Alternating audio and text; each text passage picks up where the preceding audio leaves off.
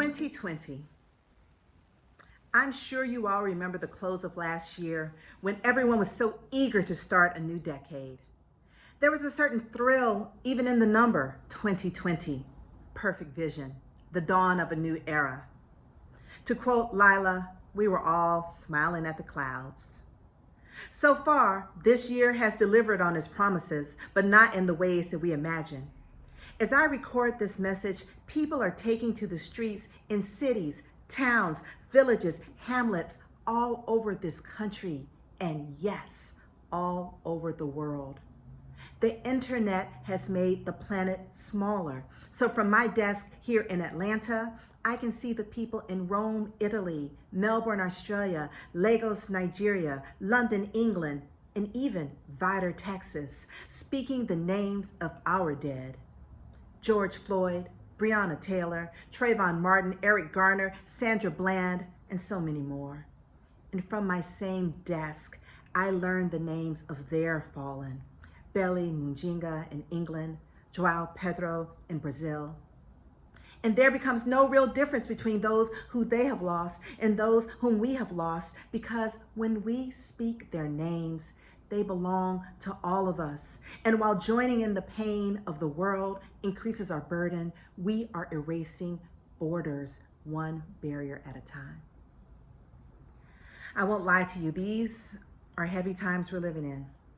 There's no way to avoid the difficult reality of this moment, even on a day like this, a day when we are celebrating your graduation, girls right now, class of 2020.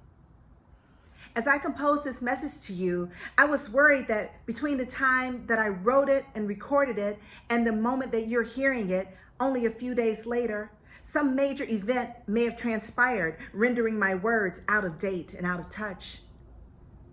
All of us have had this experience that you wake up in the morning to a different world than the one you went to bed in.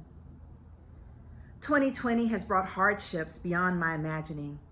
I don't need to tell you about the unemployment numbers because you've seen it in your community, in your own house. Each of us knows someone who is an essential worker, who is doing the heavy lifting so that others may shelter in place. There's no one hearing my voice who is not fearful about what tomorrow may bring. We are afraid. I am afraid. There's no shame in being anxious. There's no shame in being angry. I would argue if that you are not anxious, angry, and afraid, then you must not understand the gravity of this moment in which we find ourselves. There is no dishonor in experiencing your emotions in all of their intelligent complexity. Lean into them. Listen to yourself. Rest when you must. Self-care is revolutionary. But then move forward, changing this world as you travel through it. When you were a little kid, people probably asked you what you wanted to be when you grow up. But a better question would be, what did you want to be as you grew up? When you started at Girls Right Now, you already knew. Even then, you knew that you were writers, thinkers, activists, philosophers. You came here as mentees and you've learned your lessons well. Your stories, poems, essays shine some light, loving, complicated, and critical on this world that we share.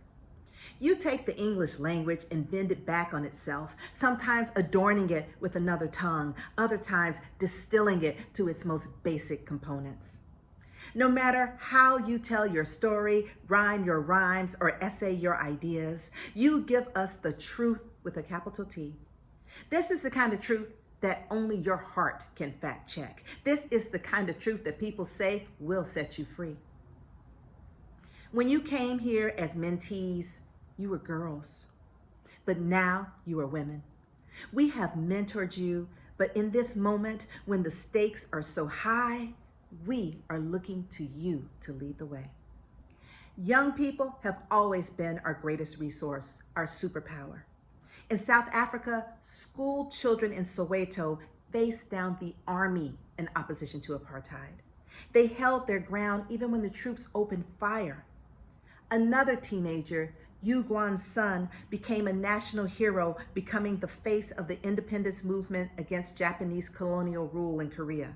She was only 17 when she was martyred, but her impact has endured for over 100 years. Did you know that Claudette Colvin refused to give up her seat on a segregated bus in Montgomery, Alabama? She was only 15 years old when the police dragged her from the bus and she shouted, "This is my constitutional right." She went to jail and she was bailed out by the Montgomery NAACP, including a woman by the name of Rosa Parks. Claudette's bravery inspired Mrs. Parks to do the same act famously 9 months later.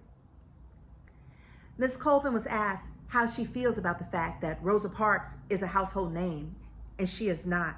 And she said, "It didn't hurt me. It was about making it better, regardless of whether it was me or her." I would like to add that Claudette Colvin is 80 years old now and she lives in the Bronx. Should you see her, you should thank her for her service. You should thank her for what she did to make it better. Class of 2020, your time is now. Now is your turn to make it better. All of us, your mentors, your teachers, your parents, we all know that you are our best shot at the future we have dreamed of. We trust you to tell the stories that will fill the gaps of the past. We believe in you to tell the stories that your mothers and your grandmothers didn't or couldn't tell. We know you will carry these narratives for us. We know you will hold space. And we also know that you are uniquely situated to ink onto the page the intricacies, the pain, and yes, the beauty of our current moment. We believe in you as writers, but more than that, we believe in you as citizens of the planet. We know how brave you are on the page, and we know you are equally daring as you move through the streets. We have seen your brilliance when you approach the microphone and let your poetry ride the air. And just as important, we have seen you lift one another up.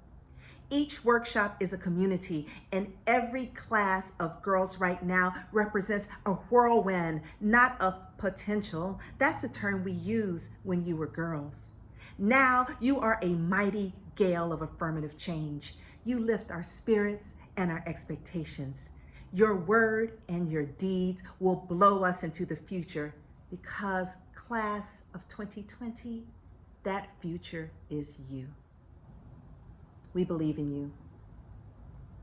We love you, and we are so very proud. Congratulations.